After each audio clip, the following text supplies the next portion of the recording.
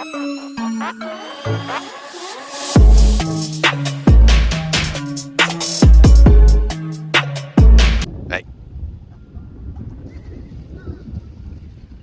What's up, everybody, and welcome. Right now it's Monday morning, and before we start today's activities, let me go back in time to past me on Saturday. We went to that Volvo Penta boat. Let me just show you that clip real quick, and we'll come back, and we got a Regal to go look at. All right, thanks, future me, and yes, we are actually here at the Regal. I have a O2 sensor in the computer. We're gonna go put it on there and see if it changes the parameters of what we found with that fuel trim code. So let's just jump aboard and get it done. All right, so here's our special tool. This is the old one. I've already taken it out. It's just a quick turn it out of our exhaust manifold here. We got our hose hooked up. We're gonna get some water, and we're plugged in so we can see if these parameters have changed. So we're looking at our long-term fuel trim here, and both sides should be even. So when we start it up, we're gonna look at that. Okay, so we got it running. I can still smell fuel even with our new O2 sensor. All right, so we got, looking again, long-term fuel trims at 3 on one side and almost 7 on the other. So we still got a problem. All right, so we tried, but this boat's gonna have to come back to the shop so we can open up that intake. Could be injector or fuel rail problem, fuel pressure sensor. This thing's got high pressure direct injection, so there's something else going on, so we gotta get it back. I might not be the one to diagnose it, but I'll make sure that I look and see what happened. So back to you, future me. All right, so we're back at our Regal here. Hopefully we can get that other boat to the shop and I can find out what's happening with it, or somebody else is gonna find out what's happening, and I'll let you know. But this one is actually about a 4-year-old Regal. It has a Volvo in it and it will not shift.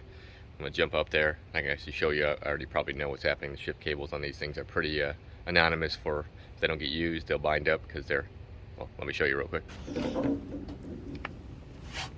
So if you look at our drive here, in this housing right here, this plastic cover, you pull that off, there's a shift cable runs through the transom, then it connects to where the cone clutch actually moves either way, back and forth. Well, when it sticks, because that cable is actually exposed to the elements, it ain't gonna ever shift. We gotta get this back to the shop so we can pull all this apart and replace that cable. But let me show you at the binnacle real quick. I'll jump on here.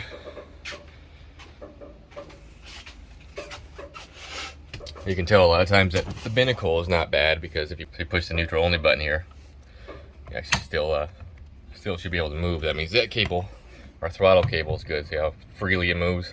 That means the binnacle is probably not bad. If you go this, you go forward or reverse, you can feel the cable's just stuck.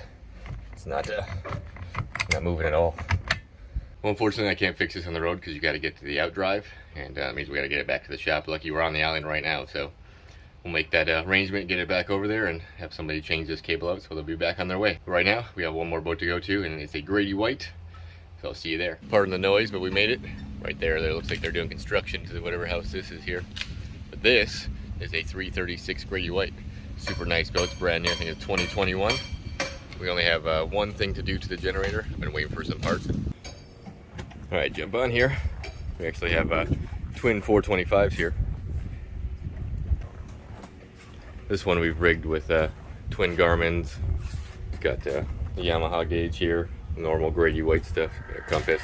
It's got all the new EX Yamaha stuff.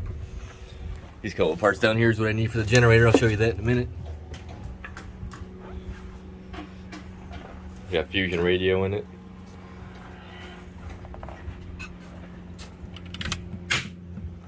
Let's open up our door here.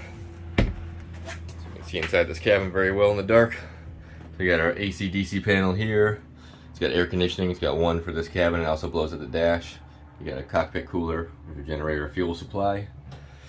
You got your head here. There's more storage underneath there. You got a sink. This pulls out into a bed. You can turn that into a bed. Looks like most people just store everything in here. You know, got little vents in the ceiling here to keep air flowing. I was like, this got windows. It's got one window on the side you can see out. Oh, look, you can see the little boat over there. All right, if you look up front here, looks like you got fresh water down there. On the other side, you got raw water, so you got hoses here. Thing has a windlass. You got speakers up here. This all turns into cushions. There's also another piece here, so this is all one sun pad. This guy has a light bar on his. We do a lot of those now. It seems to be common. You got 3 captain's chairs. You got a windshield vent up here. At the top you got our speakers too for our stereo. speakers down here. So it looks like there's 6 speakers altogether in this one we put in. But if we come over here, let's go to where our generator is. Cover off. Let me open this up and I'll show you what I'm doing. Alright, so these are the parts that I've been waiting for. This is our boost board, which controls our throttle actuator here. What happens is this goes bad, and so instead of just sending us one of these, they give us a boost board which controls this and that, just to make sure this didn't take this out or vice versa. Alright, so looking at our generator here, we get it opened up. I like to zip tie the throttle actuator, so this thing will produce 130 volts, and then you can load it down, and it goes to around 120 once it has a load on it. So what I do is pull this off. We're going to replace that actuator, replace the computer, and then we'll see if it runs. Alright, we got our new actuator on here, and the boost board is replaced. Let me show you the other boost board. I could smell it when I took it off. So it's in a waterproof casing, so I pulled it out because I could smell like it was burnt.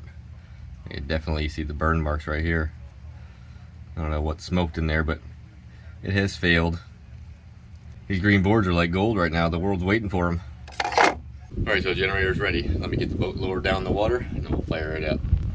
Alright, we're low enough in the water now. Turn our batteries on. Alright, let's start it up. See what happens. Turn on our AC main. Make sure this thing revs up like it's supposed to.